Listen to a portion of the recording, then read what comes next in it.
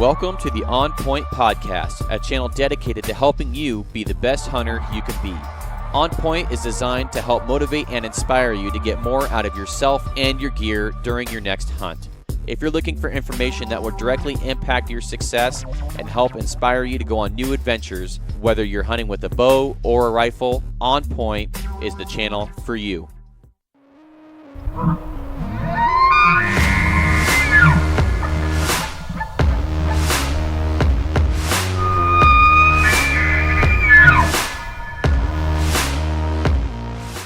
Hey everyone, welcome to this week's episode of the podcast. Me and Derek Carlton get to sit down in this episode and talk about Roosevelt elk hunting.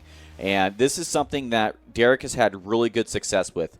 He is a 20-year-old guy who's been going out there and getting it done consistently and then helping his hunting partners fill their tags. And even with bears, he's had great success through tenacity, through work ethic, through figuring out these elk just by being in their presence. Almost every day he can get out in the woods, he does. So he has a wealth of knowledge. Don't let the age fool you. The guy's an absolute killer. I'm totally fired up to have him on the show. Can't wait to see what he does in the future. But super blessed to have him on the show so he can share with us what he's doing to put some of these really nice, I'm talking 300 class Roosevelts on the ground, and doing it consistently, putting nice bulls on the ground. And looking forward to sharing this one with you guys. If you get a chance, go on, leave me a 5-star review. Get yourself entered in these giveaways. I'm still doing giveaways, guys. Still keep getting yourself entered in these 5-star reviews. You can subscribe. And then if you also want more information, and say you're more of a visual guy, I have a YouTube channel, and you can go on, learn on there. It's archery geared for how-to videos, learning about gear, learning how to shoot, shooting processes, shooting tips. And there are a few hunting videos on there as well, but it's really geared towards the person that's wanting to dive into archery or maybe up their game a little bit. So I have that for folks that want to go on and watch videos on YouTube. Just search my name, Garrett Weaver. I'll pull right up. And if you haven't and you've been listening to some of these Instagram episodes and you want to see some of these bucks and bulls that we're talking about, go onto my Instagram page, On Point with Garrett Weaver. You'll feel like you're more a part. You're getting a better idea and a better picture of the stories that we're telling, the bucks that we're talking about, the bulls that we're talking about. And it's just kind of cool to see through the podcast in an actual picture what we're talking about here. It kind of just puts all the pieces of the puzzles together. So go follow me on there. And be sure to go check out Derek Carlton on Instagram. And just follow this guy. I mean, the work ethic he puts out is really motivating. It's inspirational, and the success that he's had at a young age is truly remarkable. So without any further ado, Derek Carlton.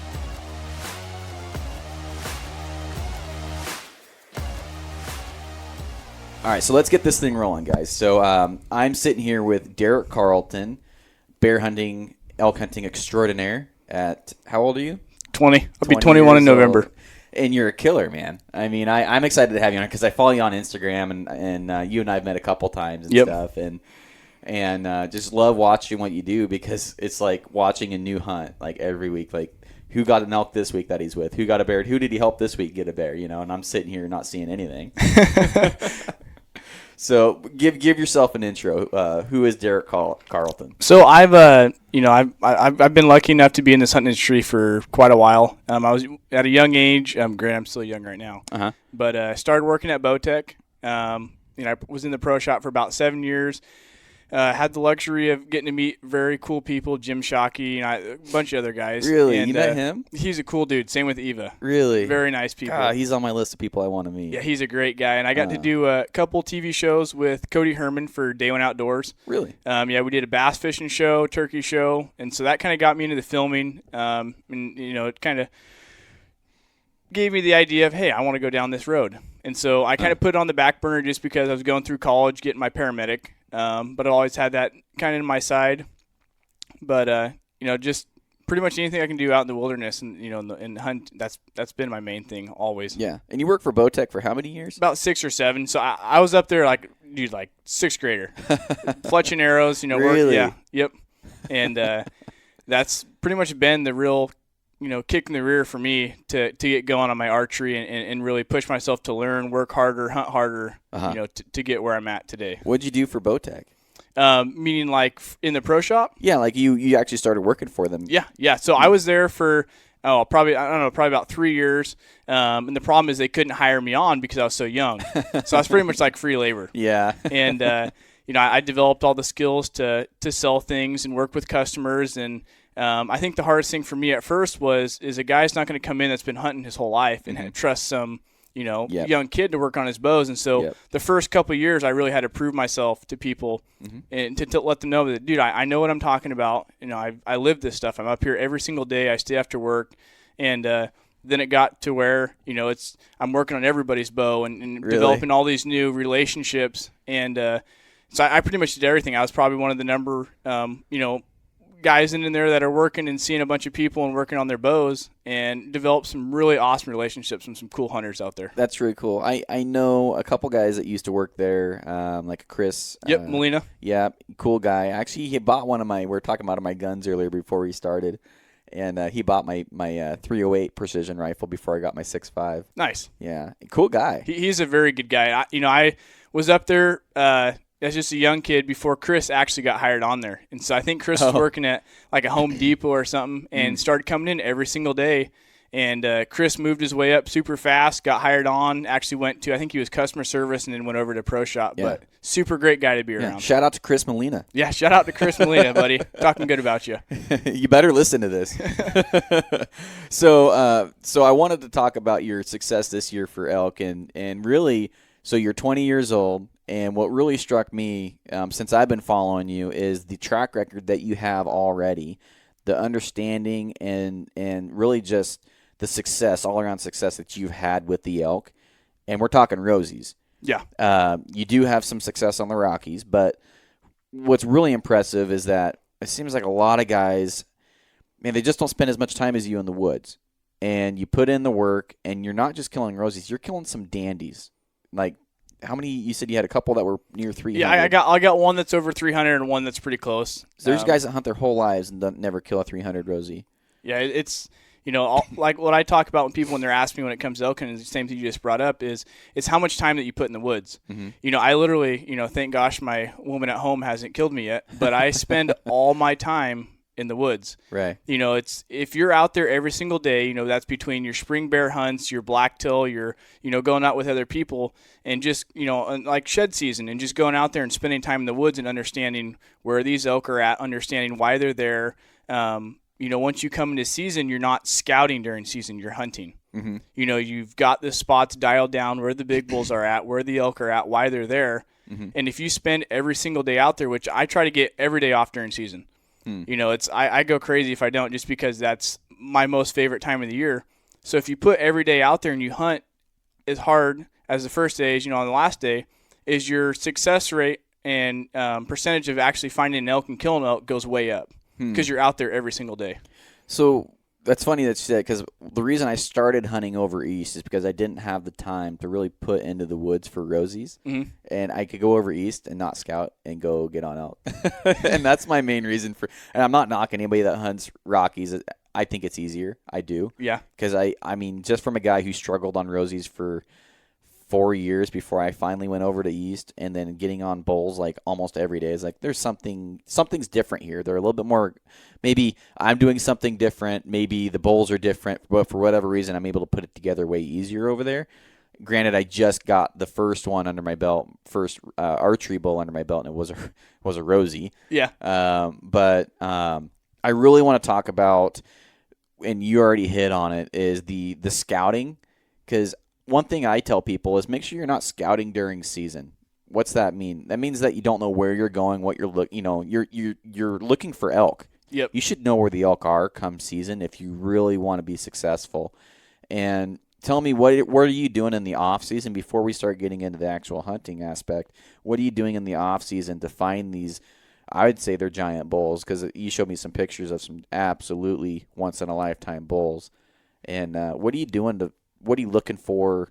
All that stuff. So the big thing is a lot of people don't realize this is elk throughout different seasons is they move to different areas. So let's say you're hunting whether it's a private timber company or you're hunting maybe national forest or BLM or whatever the case may be, is those elk that may be in there during archery season are not going to be there during your, your high cascade rifle season, your late season muzzleloader, or when the bulls go and shed their antlers. So if you're out there every single day and start seeing these, paths that they go do their loops, is you start understanding where these elk are going to be at. And so like shed season is like where I actually hunt for elk is the bulls are not in there during that, there's going to be a few of them that are in there during that high cascade, rifle tag. And in that muzzleloader, they're going to they work way out of that area. So they go up high, they go by themselves, and they go up there and they rest pretty much until it's time for spring season. So during spring bear, you're out there glassing units, and seeing where these elk are at. Right. And so once you can kind of understand, where these elk are at, get out and walk some of these timber patches. Why are these elk there? Elk aren't in an area for no reason. There's water, there's food, there's, cover. There's a reason why they feel safe there. Once you understand that, then more comes towards September, start figuring out where the cows are. Because those bulls that are by themselves are not going to be there during that late August and September because they're going to break up from those bachelor herds and go down and find those cows. So if you can find, let's say a herd of 15, 10, or whatever it may be of cows, is sooner or later in that area, there will be a bull on those.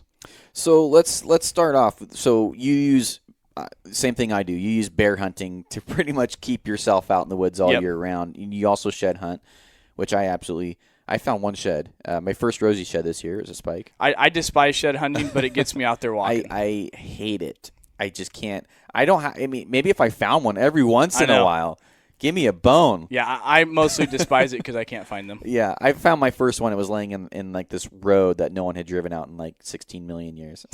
I don't know if you saw that shed I found this year, that 6-point. Yeah, that was in a road. Really? Yep. I bumped that. I was out scouting, looking around. I spotted the herd, and they went up out of this unit, went right across the timber and down in this drainage, and I drove up there and walked the road up, and sure enough, there was a shed laying right in the road. There's something to that, maybe. Yep.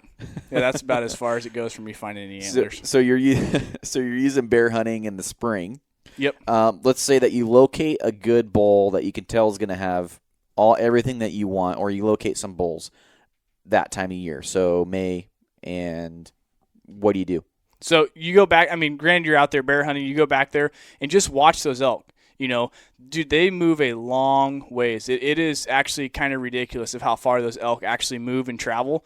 Once they start, growing, they start shedding their velvet. So pretty much being, going up there every single day, glassing, figuring out where these elk are going, because he could move 2 drainages over, and be on the other side. How far, like mileage-wise, would you put a number on it? Oh, dude, it totally depends. I'd say, once it depends if there's cows there. If there's no cows there, they're going to go till they find cows. Okay. And so they could be a half mile, they could be a mile, they could be 2 miles across the drainage. I mean, it all depends on how many bulls are in one area and how many cows there are. We're talking rosies. Yes. Yeah. Yep. Because Rockies would be way different. Oh, gosh. Those things freaking run for miles. You bump in, you might as well go hunt over Yeah, Idaho they're in a something. different zip code. Yep. So for a rosie, you located a good bull. You trail cams? It's kind of funny is I don't use trail cameras.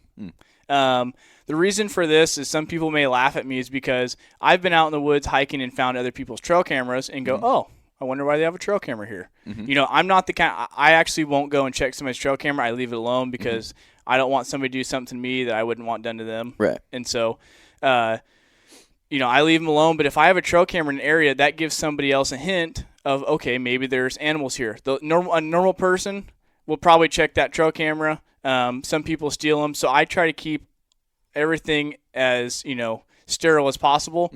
I go back there and I'm out there all the time. I hike all the time. And so I'm going to see what's there. And if not, no biggie. I'm going to see tracks. I'm going to see rubs. But I try to keep it as sterile as possible so nobody knows where I hunt. I mean, it sounds funny, but that's how I run. When I actually go out into the woods and it's, bear season or whatever time, and I always try and we talked about this earlier about how bad my memory is. But I always try and remember the rubs that I saw that were from last year. Yep. Because there's probably going to be new rubs in that same area from this year. It seems like, and maybe you can expand on this, but it seems like when you find an area that they like to rub, those smaller saplings, those like leafy like little maple trees or whatever they're called. Like they look like an aspen. Yeah. I don't think they're called an aspen, but they're just, a little bit thicker than your wrist, and it seems like they always hit that same spot every year. And so what I found is being out there scouting is, so in your preseason, like your bear hunting, where those bulls are all in bachelor herds, is majority of them, if they don't get bumped out of there due to logging or whatever, whatever the case may be, is they're going to try to rub in the same spots. That's why you see on like ridges, on benches, on old, landings, is there's lots of elk rubs. And the biggest thing is for people is trying to determine, are those velvet rubs or are those actually bull in the rut rubs? And so you'll start noticing that once if you see an area, and some of the bigger bulls are going to rub on those huge trees. Yeah. And those are going to be like, okay, wow, that's a rut rub. But when you're up higher and you see, all these rubs all over the place, but there's no elk there during season, those are bulls that are in their preseason that rub their antlers and now they moved on. And so trying to, defer between the two can be pretty hard. As I say, I wonder if there's a way to actually tell the difference between them. Yeah. Like someone needs to figure that out. I know. Because like this year, in a spot that, I get into a lot of elk, right at the beginning of the season, and then they're completely moved out of there. So like I try to hunt that within that first 3 to 4 days, because the bulls are still going to be in the bachelor groups, and they're still going to be, getting their first rubs going on. After that, they're gone. And so then they're moved on, get their cows, and there's nothing in that area till the following spring. Really? Yep. Now, you said something about elk doing loops, and I know from my experience they absolutely make the rounds, is what we call them. So expand on that for the listener. What exactly do you mean by a loop, and how do you use that to your advantage? So basically, elk in preseason, they have their set schedule.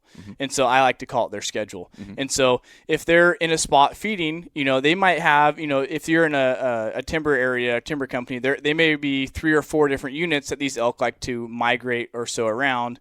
They may be going from this unit that has better feed, they go to the next place that has water, they go to this reprod patch, they just keep making, there could be a 2-day loop, 3-day loop, or a week loop. And so when you're out there every single day and monitoring this, when it comes to season, there's only so many timber patches that are in these places. There are only so many places these elk can go. And so unless they get blown completely out of the country, which normally isn't the case, is when you go, the first part of August or through September, is if you're not seeing those elk out, then you look and you have all these different, plans that you go hunt until you find these elk, find the elk.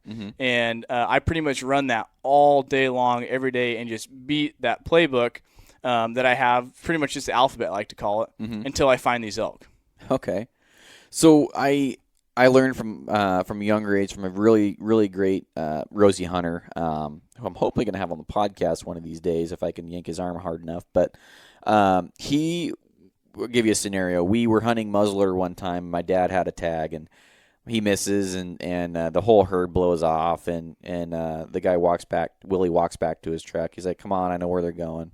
And to me, that showed me that there's something there. Yep. And that showed me that this guy spends a lot of time in the woods. He knows this herd, and he knew that with about, I don't know how many different herds.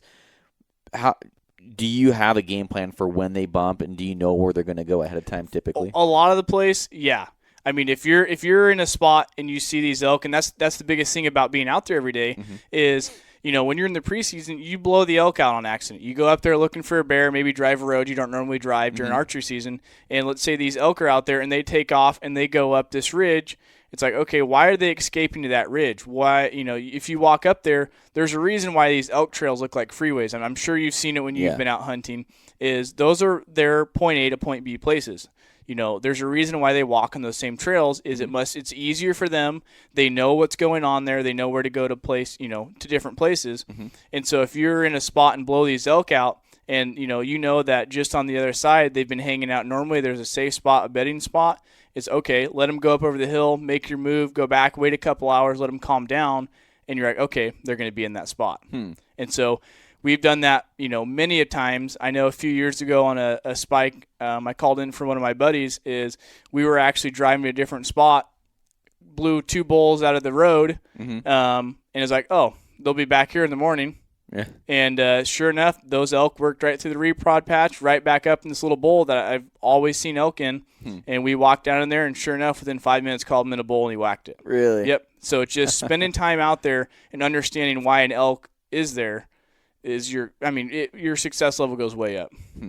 I noticed a lot of guys really, because where I shot my bull this year, there wasn't really any other tire tracks. It's not fun stuff to hunt. How often are you hunting that stuff that's not fun to hunt? When I'm talking about the reprod versus the nice second growth that's nice and open. What's your most successful type of area that you're getting into these things in? Exactly where the people aren't. Yeah. Yep. Elk, they kind of they'll move away from pressure. I mean, there's some spots that are actually like phenomenal, and no matter how many pressure there is, there's always elk there for some reason. But I try to go above and beyond away from the normal person because if I was an elk getting pressured, I don't want to be where I have to run every single day to get away from somebody. Right. So if I got to hunt the most reprodded stuff out there and, work my hardest to find a shooting lane, I'm going to be down there. And so it just totally depends. I pretty much go with the elk are. I mean, it sounds funny and, right. easier said than done. But if there's an elk, and like this year, that bull I shot, I always pack stuff out of the worst places because I always shoot things in the worst places. Because not the normal person wants to go down there. Right. That makes sense. It's funny because when I was going to my spot this year, it was like, man, no one else is up here. I must really suck. Like, if I'm not seeing other people, I must not be doing it right. Yep. But really, if you're not, and I don't think this bull even heard another hunter, all year. Yep.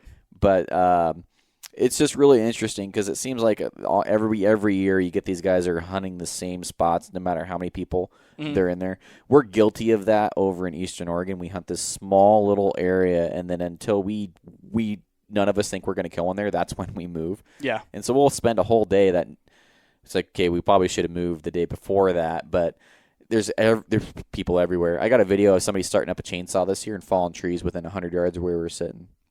Perfect. Yeah. It's like, well, that's us for being near a road, but the elk are here, at the same time, if we were in the wilderness, that wouldn't have happened. Yeah. But, I mean, there's pros and cons of both. I always like to joke that we're a creature of habit. And that stays the same when it comes into, like, the hunting aspect is I always look at it as I'd rather be phenomenal in one area than mediocre in a lot.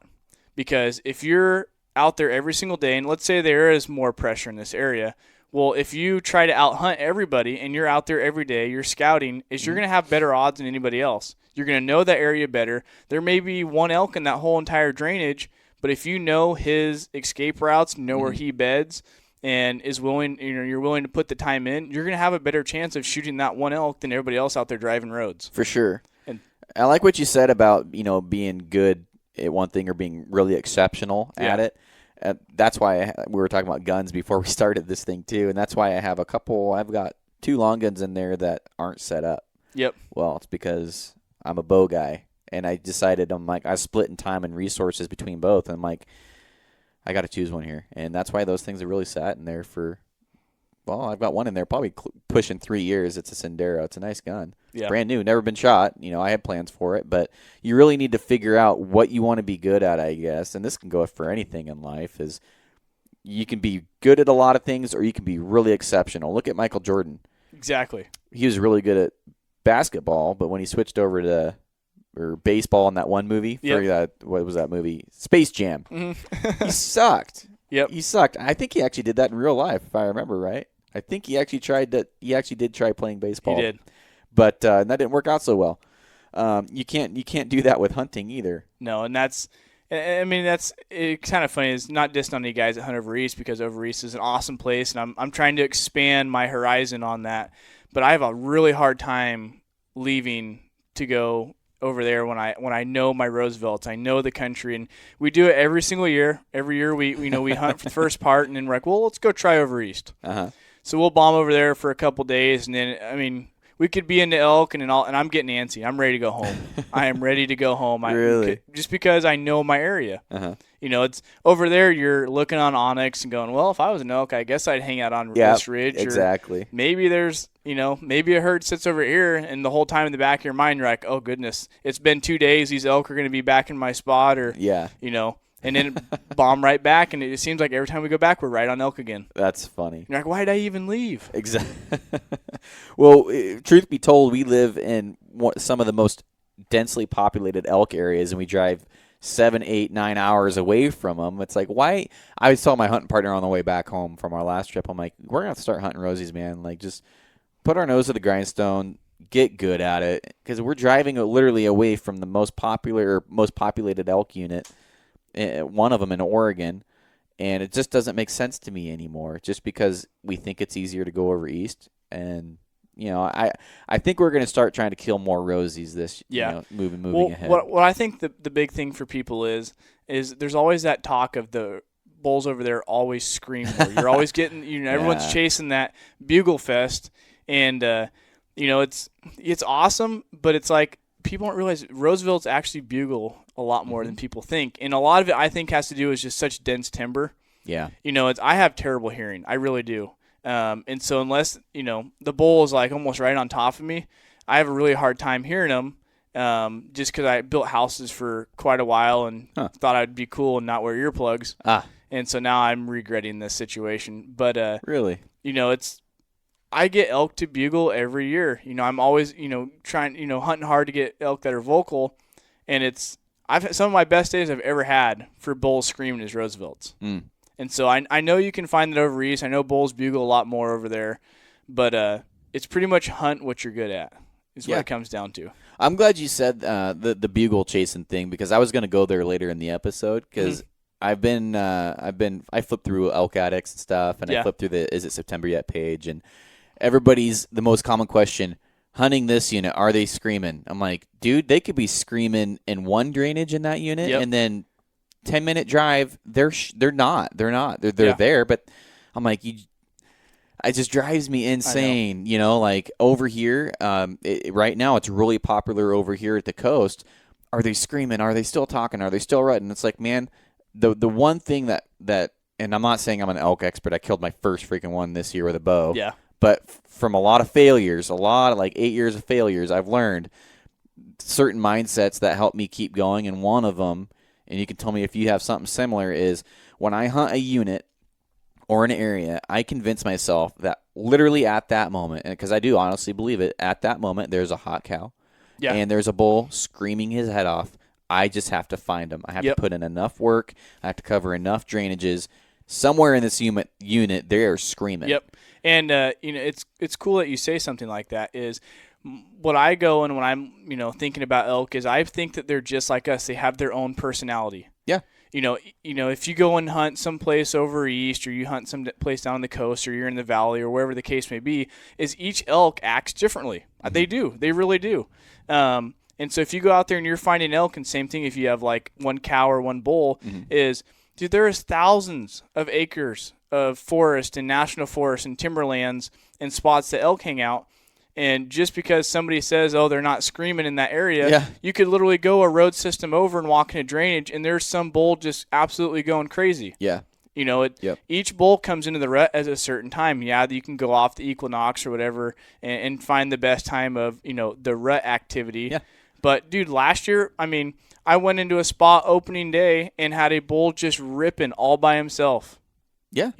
They come into rut whenever they want to. You can go off the moon or the solar or whatever, the case may be, but they're going to do what they do when they want to do it. Yeah.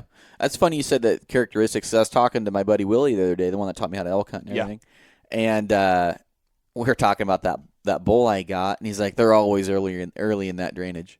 He's like, first 2 weeks, they're always early. I'm like, really? He's like, after that, might as well not even hunt it. I was like, really? He's like, yeah, every year, first 2 weeks, they shut up, and then maybe like the last week, they'll fire back up. Yeah. And it's just that drainage, that genetic, that personality in that area. And we're talking rosies. And then when we went over east this year, and we figured out you and I had the same area. I know. It's so funny. We talked to a lot of guys, the local store over there. no one's bringing elk in. No one's hearing them bugle. They're seeing them maybe, but they're not vocal. They're not killing them. First 4 hours, we had 4 bulls in range. Like, holy smokes, it's awesome over here. And then the people moved in and they got out. But it's just that little pocket where they were hot. And you just have to do the work. I mean, if you're asking somebody over Facebook, do you think they're telling you the truth, first of all? Yeah. It's, I mean, if I'm in a hot bowl, last thing I'm worried about is Facebook. I know. And the last thing I'm worried about is helping you. I mean, I love helping build the podcast, but I'm not going to be posting on Facebook. They're bugling right here. Yeah. Come over and no, it just I can't do that. Well, because word spreads. I mean, like we were talking about that area where we've had similar experiences in is I had a friend that was over there, and all of a sudden they went in there just last week and had bulls going absolutely crazy, and they were the only person at the trailhead. Gave it 7 hours, and they shot a bull, walked back out the trailhead, and there's like 6 rigs and a spike trailer, that stuff that moved in there. Really? It is people get word so fast. Really? You know, and all of a sudden now you got all these hunters in there, and granted it's They figured it out. They talked to people, and now they're hunting a spot that bulls are ripping. But there's just so many people out there that it's really hard to keep a spot secret for very long. Well, one thing is I won't say units on the podcast, because if you've been putting in for that unit, and then Garrett says, "Oh, hunt unit 16." Come on, man. You just might have ruined my chances at drawing next year. Now maybe I've been hunting that since I was a kid. Now every Tom, Dick, and Harry's going to be over there. I know, and it blows just the whole thing out of the water. Right. So for calling and strategies and stuff like that, so you've got your herd located, you're post preseason, you're pretty much right there at opening weekend. Yep. What are you doing? So it depends. So if they're bachelor groups, bachelor groups are absolute blast if they cooperate. They're in that moment where they're getting ready to leave, they're getting ready to go look for cows. I think the first week, 2 weeks of season is your best, and in your last 2 weeks, or week, the last week actually is going to be your best. There's that 1 week in between that they talk about, kind of like that pre-rut, where sometimes the elk will lock down, and you'll see that either the first part of the towards the end. It just totally depends on what the elk are doing. But if you can get in there and have a bunch of bulls that are all together and get in there and straight cow call, they just run in like, oh, yeah, it's awesome. Sometimes it works, sometimes it doesn't. It all depends on the situation, how the elk are. But that at the beginning is just so much fun, and you can have such great outcomes from that. If you get towards the end of the season, you start getting the bulls that are your big herd bulls that will go in, they'll take the cows. The fun thing about those is there's always going to be about a spike or maybe a raghorn in that herd. Yeah. And you'll notice is about halfway through the season there'll be a raghorn that has all these cows. And you're like, there's no way that's the herd bull. Yeah. Well, what that raghorn does is I've noticed is those rags will go out there and they'll herd the cows up.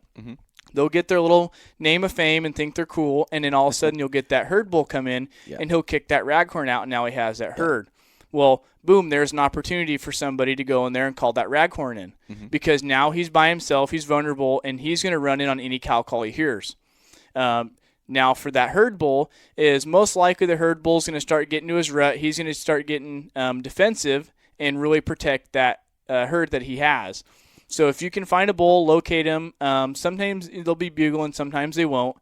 But if you can get in there and close that distance, and a lot of guys I talk to that, they'll text me, they'll call me or whatever, Instagram, Facebook, and ask, hey, I got this bull going on, why isn't he coming in? What should I do? He's acting like this, he's bugling back, but he won't leave his cows. Well, obviously he's not going to leave his cows. He's not going to come and go 200 yards away, 150 yards away to fight with you and leave his cows completely unattended. Right. The only way you're going to get that bull to fire up and really come and challenge you is you get in there and you break that comfort boundary that he has and just start ripping off bugles, get the wind right, rake trees, and sound like a good bull, and that's going to threaten him, and he's going to come in, and it forces him to challenge you. There's your shot opportunity. That makes sense. And we did that on a really special tag with Shelby this year, Shelby and Anthony, Team Dirty Trad, who's a friend of mine. And we were talking about this bull earlier that we were following around. We were with his herd, and we had a cow that was, because I saw the bull chasing the cow. I mean, she was hot. And we'd busted the rest of the herd, and Anthony Litball bugled, and I'm like, he's going to come run. We split his herd. He's so pissed. He only cared about that one cow. Yep. Even though the rest of his herd split. Long story short, we chased that bull, and the hot cow, I have a feeling, and it's just a theory, you can tell me if I'm wrong, was probably the lead cow, because wherever she went, the whole rest of the herd followed. Tells me that she's the lead cow, but she was also the hot cow because that bull would follow. He wasn't pushing the herd or anything, but it took 4 days to get that bull to finally turn around, and we were on him for hours. Yep. Hours. So just don't think because you get in close, you bugle once, he didn't come in, it's not going to work. Keep pushing it. Oh, absolutely. Yeah. It's just ride them hardcore, and there's some spots where you need to back out. If they're going in an area where, like, you really can't hunt them, there's no point of pushing them out. Back out for a few hours, and see and analyze the situation and try to figure out what's a better idea. But that later part of that season, it seems like this year, I don't know if you guys have had so far for being out there, but that last week of season this year seems like where the elk are just starting to get really into the rut. And so going out there, finding those herd bulls and really pushing them hard, making them be aggressive, that's going to be your way to get a herd bull. I go out each season thinking I'm only going to have one opportunity. Same here. And so if you hunt that way, you're going to hunt hard every single day. You're not going to slack off. You're going to keep that pressure on yourself to find that one opportunity. And you get halfway through the season, those smaller bulls will get kicked off. They do every single year. And I just love elk hunting and having the opportunity of calling elk in. You're gonna get it. You're gonna have an opportunity at a big bull one of these years. But I would rather, be, 60, 70 years old and say I've killed 40 bulls. Yeah. Than be that same age and say, yeah, I've killed 3 6 points. Right. And so if you go out there and hunt super hard, you're gonna run into an elk. I mean, I love calling in any sort of elk. It don't matter if it's a cow to a spike to a 300-inch bull. Like the bull I shot this year, it's not big. He's just a spike by fork. But having that opportunity and seeing that bull run in and doing exactly what you planned, that's what you look for during an elk season. Yeah. Is that one opportunity to really elk hunt. I mean, that's what it's all about. So do you hunt all day? Oh, yeah.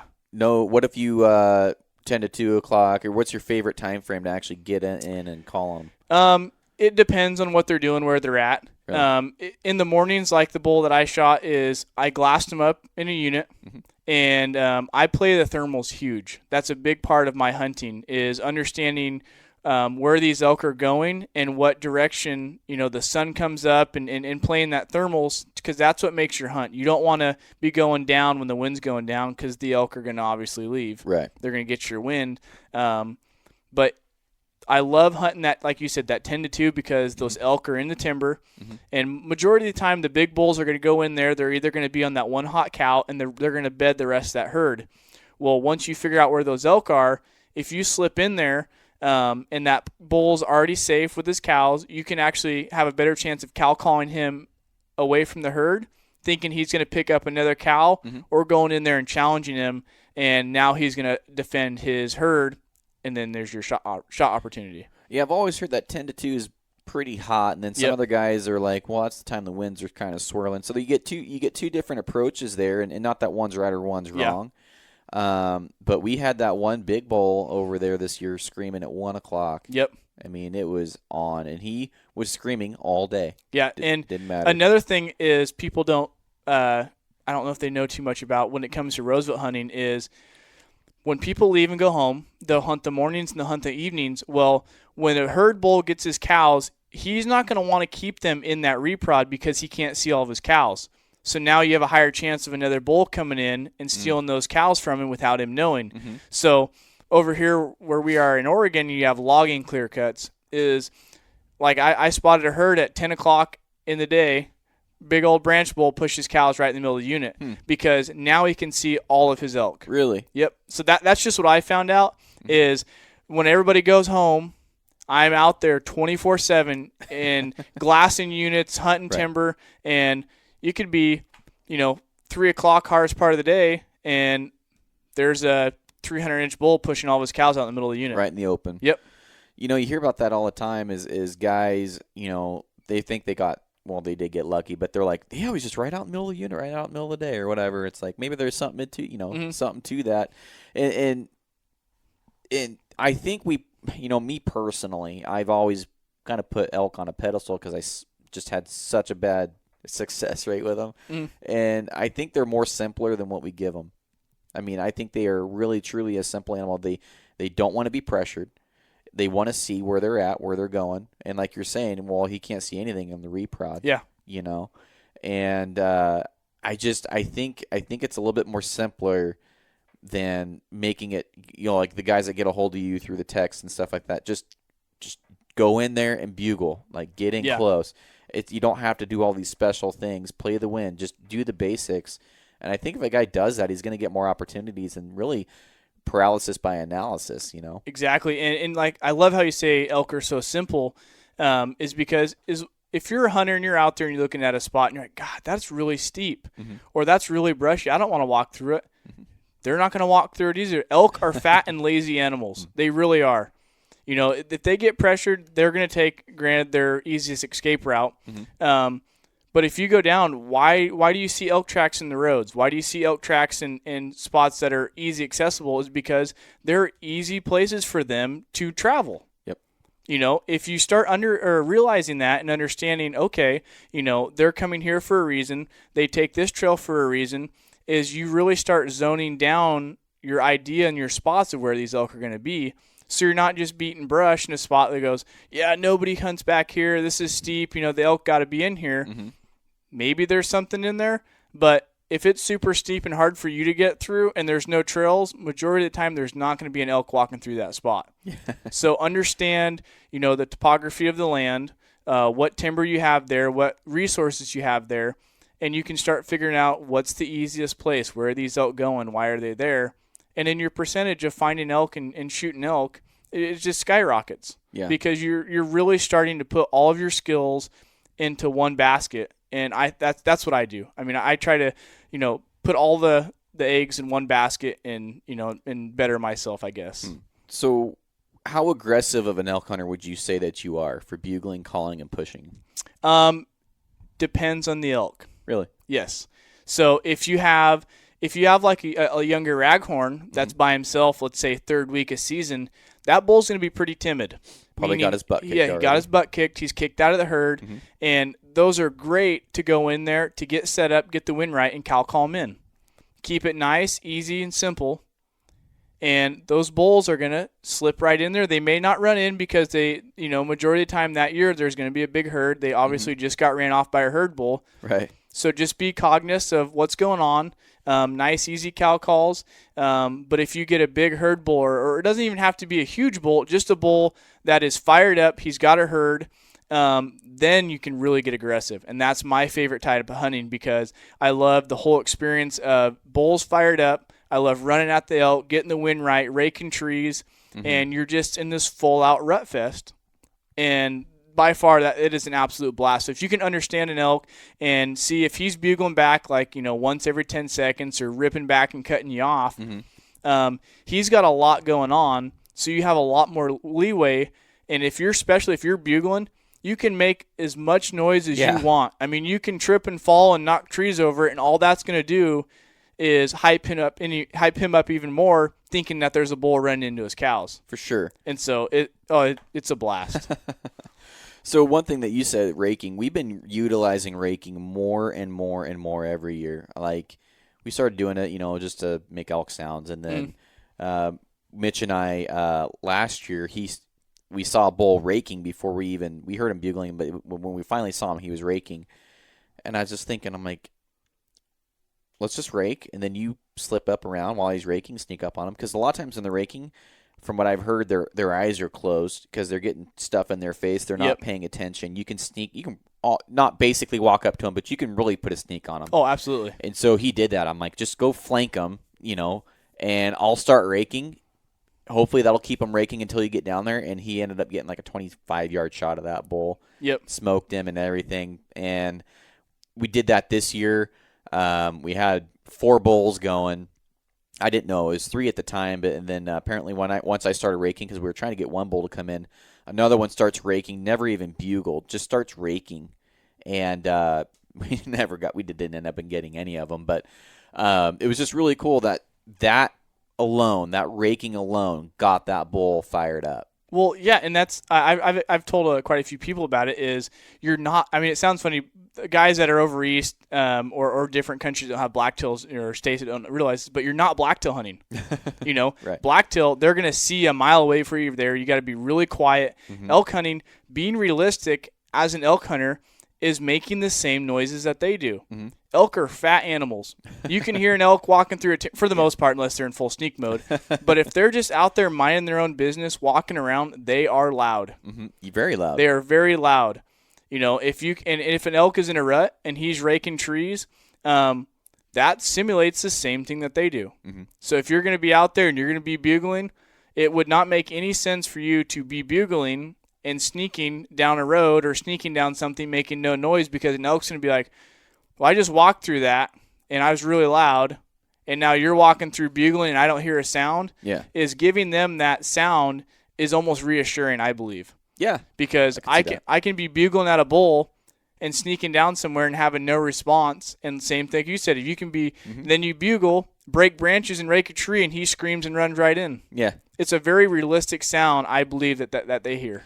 Well, one thing that, and to expand off of that, and you can tell me if you've experienced this, is we've experienced this in the last 3 years in a row, is the cows are in charge of the herd, and the bull's pissed off just following them around, waiting for one of them to come and eat. He's not pushing them.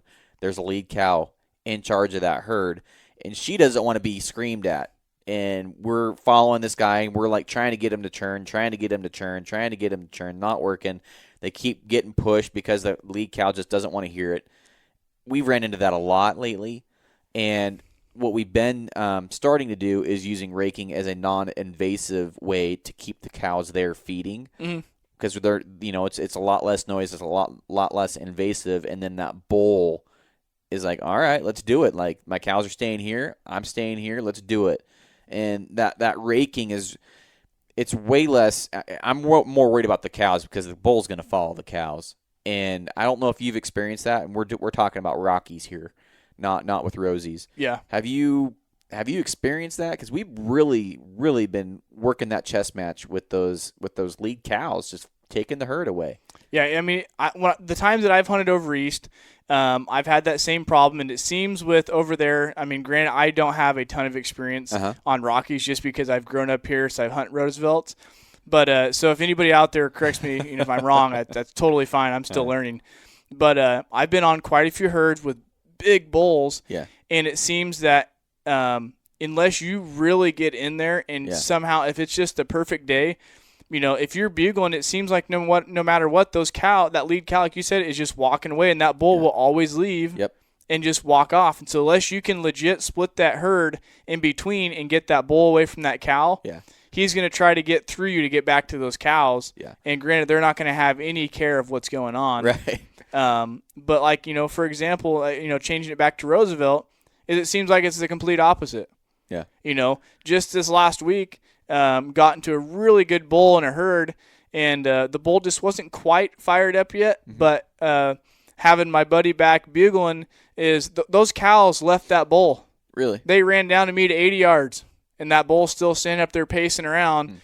And could he see him? Oh yeah, he could still see the cows. Yeah, but they were getting a ways away. Really? Yeah. He I think when I ranged him, he was like 196 yards, and they moved down to about 80. Really? And but the only thing that killed us is it got dark. Oh. So as soon as it got dark, that guy decided that he was going to be all big and macho, and then he started piping off and running down closer. Yeah. But it's like those cows are like, peace. Yeah. And just left that bull and came down to us because, we were making noise. And so we had a situation, we talked about this before the podcast, where we had split the herd, and I'm like punching Anthony Marr. I'm like, lip ball. Like, do it now. And then like, oh, we're going to kill this thing. I got like so excited when we split that herd. Some guys probably like, oh crap. I'm like, no, like cows went that way. Like 4 of them went that way. He's got a couple of them up here. We're right in the middle.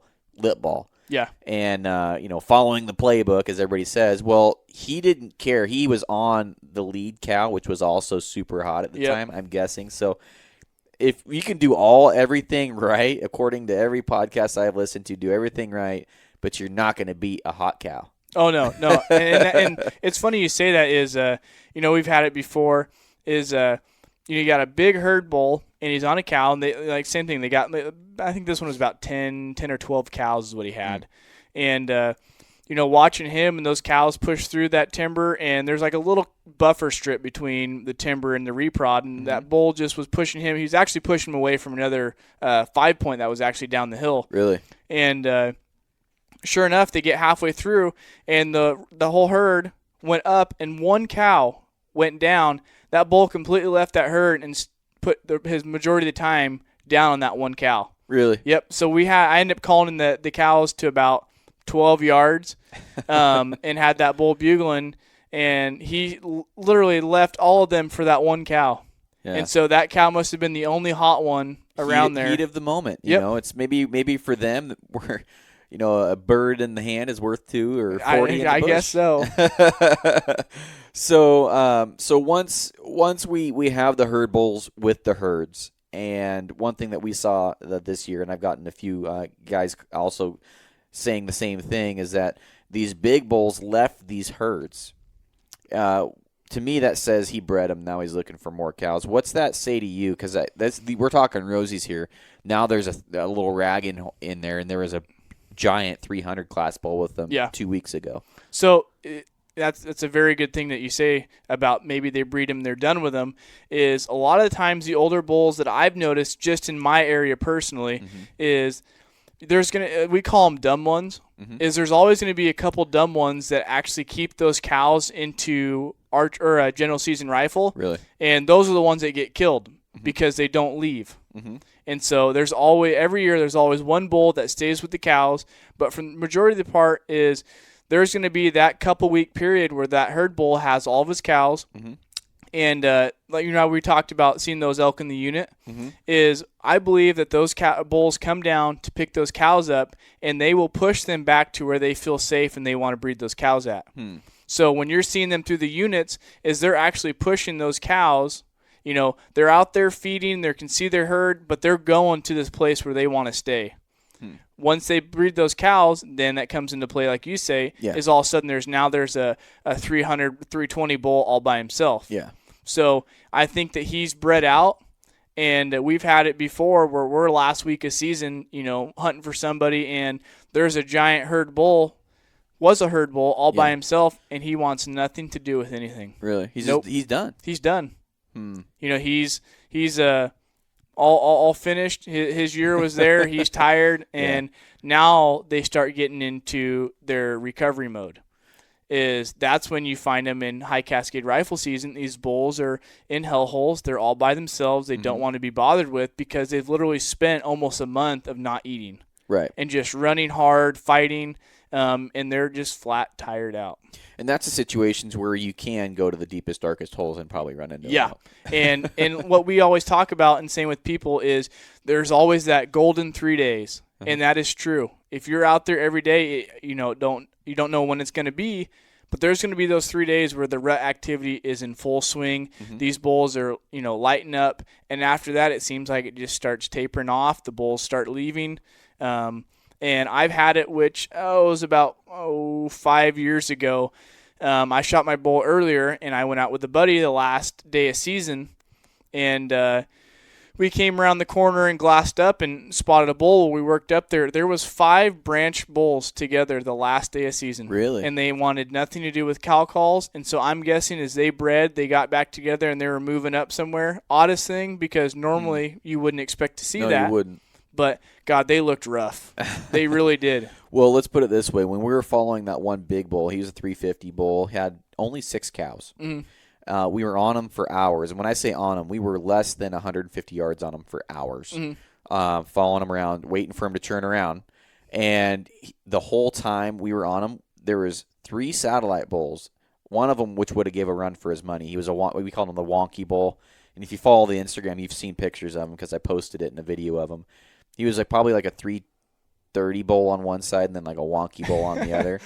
And then there was a 290 bull and then like a rag. I don't even know what he was doing in there. He had no business messing with these guys. And all he was doing, that big bull, the herd bull was doing, was fighting off those 3 other bulls the whole time, every day. Yep. Every day. And that takes a lot of energy. Oh, yeah. Forget about chasing your cows around and trying to get that, seal the deal there. You've got 3 serious bulls over there. And where I'm leading with that is fast forward another week and a half or 2 weeks.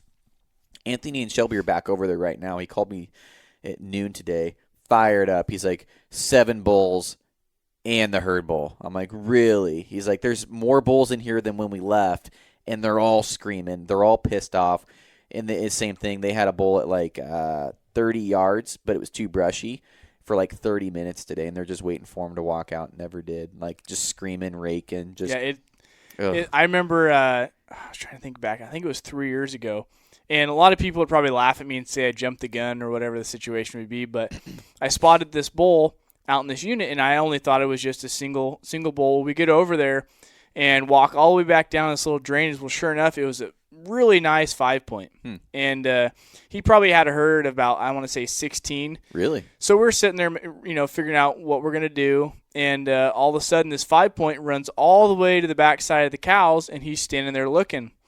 And sure enough, here comes this big 6-point out. Really? Probably about 3 to 320 bull. Great Roosevelt. Serious? Like, unbelievable. Yeah. And that bull freaking runs all the way through those cows, chases that 5-point out, and next thing you know, here comes 2 spikes over the ridge. And so we get down there, get set up, and I was like, "Oh, this bull's dead." I mean, this guy is so fired up right now. He's down there bugling. And within 15 minutes, we called in 7 bulls to this one drainage. Mm-hmm. And this 6-point is running back and forth, because when he runs down to push one off, another one comes down and tries to get his cows. So he runs right back and forth. And we messed with them for probably an hour. And the closest I could get that bull would come in would be like, 90 yards, and then he would run right back up and go to the cows. And, it was just a constant, rut fest. Well, finally, after a while, he just got tired of it. The wind changed, and he said, "I'm done." Push these cows up and out. Well, that was my little premature. I ended up shooting a spike, which is the smallest bull out of the whole herd. But you know what? I still got an elk. I don't discriminate with elk. And so it's a lot of people would have been like, "Dude, you're an idiot. Why didn't you just go up there and try to get that bull fired back up?" Yeah. But I only look at it as one opportunity. I could have passed that spike up and never got another opportunity the rest of the season. Only time I passed the spike up was at 63 yards, broadside feeding in a river. It was beautiful. Like, oh my God. And then I knew he wasn't the only bull in there. And then out walks this 326-point Rocky. Yeah. And I've never seen a Roosevelt over 300, like with my own eyes, alive. Yeah. And then I got greedy, and then I followed that herd for about a mile, and I never got a shot at either of them again. Yeah, and it's just well, I would have shot that thing if that 320 was there. I should have shot that spike is what I was going. One in the hand. I know. It's always hindsight 2020. It is. And we kind of joke about it is, it's like that bull I called in for my buddy Joey last year. Is he always joke? I mean, we all have the same mindset. Is you shoot the first opportunity that you have, and it's not like we're phenomenal hunters. We just put so much effort into it. Yeah. And Joey's bull he shot last year, I want to say it was 327. Really? Was that Roosevelt scored? That's crazy. Yep. And he always jokes about it. He's like, that was the first bull he called into bow range for me. And it's just lottery. Yep, that's all it is. And so it's just spending all of your time out there. You don't have to be the best hunter. No. You just have to be completely dedicated, and you're going to ruin opportunities. We do every year. Don't think that we're the best hunters. Don't think that, we know all this stuff. Is that if you just put the time in and hunt over and over and over, and you learn from your mistakes, you build on failure, is that the biggest thing is to have a blast and go out there with the mindset of, I'm going to hunt and take everything I can out of today. Don't get discouraged, and soon enough, all of a sudden, there's an opportunity and your tag's filled. Right. Well, I want to expand on the herd real quick. If you have a herd and you're on a herd bull, and you and I both said that these other bulls are coming in, mm-hmm. It's so important to be on a swivel because I don't know how many times we've been on herd bulls, and then we have tunnel vision. We're on that herd bull, but then we bust a bull over here. We bust a bull over here. Bull comes in behind us. And if you're not worried about killing, you just want to kill a bull, I mean, you should really, if you want to kill a bull, set up near a herd. Oh, yeah. And you will get them to come in. Yep, absolutely. Yeah. And so are you wanting to, like, expand on the idea of maybe while you're on a herd bull, maybe getting a smaller one off? Or? Yeah, I want people to really to understand that, if they're really trying to get a bull, yeah, a herd bull is great. But when you have those herds in sight or you can see a herd, I mean, and you got to be willing to at least take your time in getting in there in certain situations. So if you know the herd's there, right, there's a really hot bull in there, yeah, you can try and kill them. But you're probably getting bulls listening to you and pushing out of that area. You're probably spooking a bunch of them on the air. And so if you're just trying to get the first opportunity, like me, I'm shooting the first freaking bull. If I have a 320 bull and I have a 285 point walkout, that 280 is getting freaking arrow. Absolutely. I just feel like from our own mistakes, I could probably count them on two hands. How many times we've screwed other bulls up going after tunnel vision on one herd or one bull. I forgot. I've screwed up so much stuff. Yeah. And you're going to. It's all part of the game. And that's a big thing is just kind of, you want to be fast, but you always want to analyze the situation. Like the bull that I shot this year, dude, we watched it forever. Yeah. We had time. If it was in a situation where you didn't have enough time, then you really go to, okay, where can I go? Hurry up, get the wind right, understand things. But if you got a big herd, they're out in an opening, there's somewhere where there's not a lot of pressure, or even if there is, but you have time, is if you're, like you and I, if you're just wanting to get an elk, is, have a plan A and have a plan B. If you can work into the spot and say, okay, well, I got in here, wind changed. Try for the herd bull. If not, just be cognizant of, there may be more elk around the situation. Don't get so focused on just running right at this bull because cows have lots of eyes, and there's lots of eyes with cows, and they're going to screw you sometime. They look like they have 2 eyes on their head, but I think they have 4. It's unbelievable. I don't understand it. I really don't understand it. But I call them sentries because they're like always like scanning and looking for dangers. No kidding. It's same thing. I hate a couple different things. I hate zebras and then I hate moo cows. And it's for the same exact reason because when we're in Africa, zebras were moo cows. Yep. They were everywhere. They're a game animal. You can shoot them. But they probably busted 6 different stocks on it. It was like I had no interest in shooting one. By the time we were done, I was like, I think I'm ready to shoot one. Yeah, I'm ready to shoot one of these things. There's too many of these things here, but you're risking a lot more going after that big bull when there's probably a bunch of nice bulls hanging around that herd. Well, and that's I may post a picture of it later, but that bull I shot this year, we've been watching him from the beginning of spring bear. Really? Yep. So that comes into play is knowing your elk herds. Knowing what's up there is if you have like in where I shot mine is this elk herd has been there all year long. The only reason why they weren't there for a little bit is maybe they got some more pressure and they pushed up and out. Well, sure enough, just like clockwork, they run that loop, boom, the elk are right back in there. Really? And so you understand these elk herds, say, okay, I know this bull's there that has this many cows, and he may pick up more. There may be another elk that shows up. But if you're looking in an area and there's a herd bull with that same number of cows and there's no spikes, there's no raghorns, start understanding, going, okay, well, I have a timber patch here. I have a reprod patch here. Those elk are going to be in one of those. So if that herd bull don't work out, shoot, go walk the other timber patch. Go call in the other timber patch. And a lot of the times those bulls, the spikes, the 3 points, the raghorns have already got kicked off, and they're in that timber patch chilling. Boom, there's your golden opportunity to go call one in. That's right. And we're always talking about Rosies right here. Yeah. But I imagine that would probably work for Rockies too. Yeah. Those Rocky, man, they're weird. They are weird.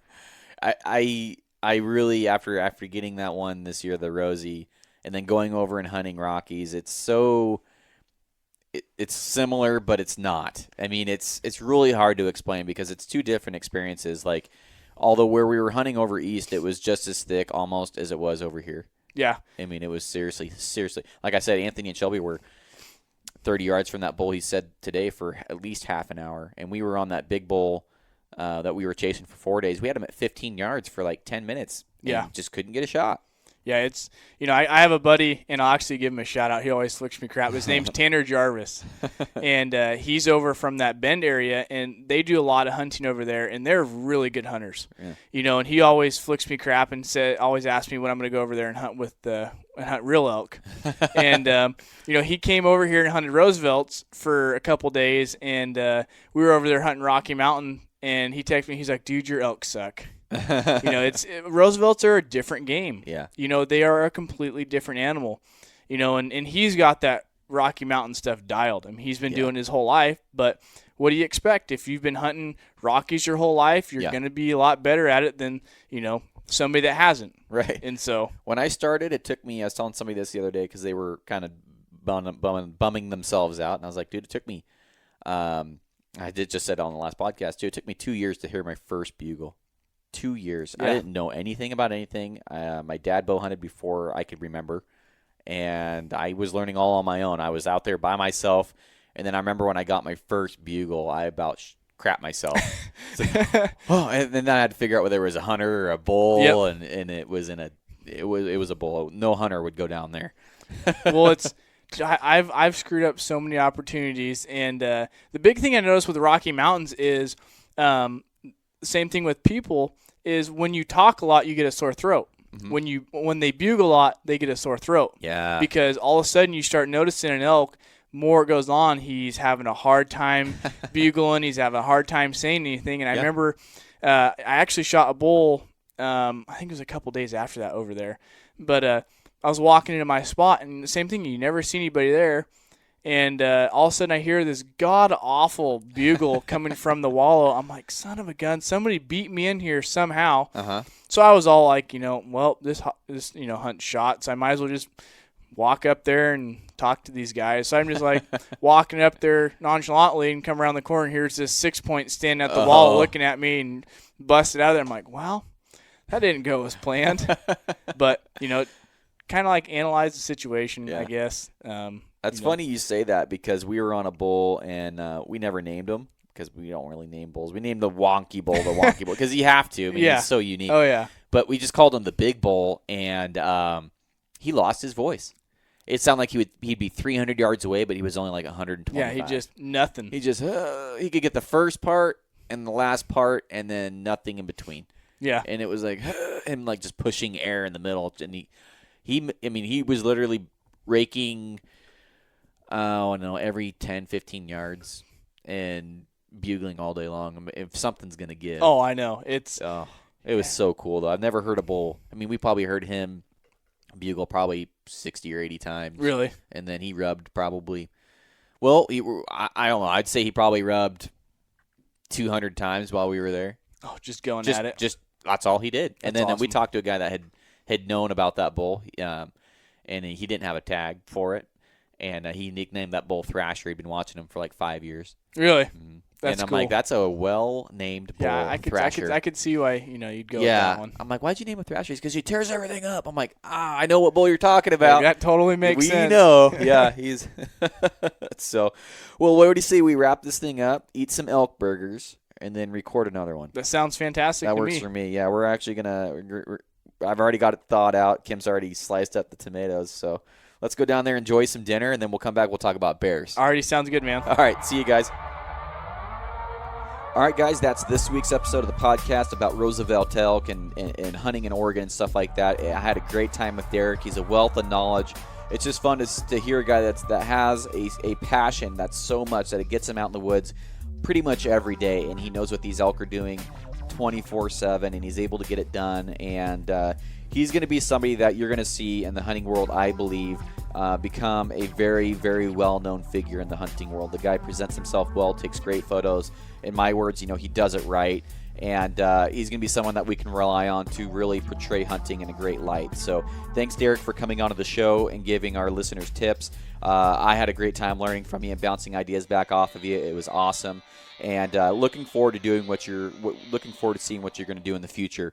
For the listeners out there, if you can leave a 5-star review, go ahead and do that. But you have to leave a comment with it if you want to get entered in these giveaways that I do. Whether it's an elk call, a supplement, a DVD, whatever it may be, we're constantly doing giveaways for our listeners, and have a great time doing that. I'm not above bribing, basically, for a 5-star review if that's what it takes. But if you want to get entered, leave a comment. If you don't care, go ahead and leave a 5-star review. It takes like 5 seconds.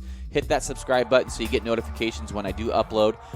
We're back to trying to upload once a week now that I have all my tags filled. I feel like I'm way behind on my podcast, and I'm going to be pumping out the content. So stay tuned for what's coming around the corner, guys, and I'll see you on the next one. Bye.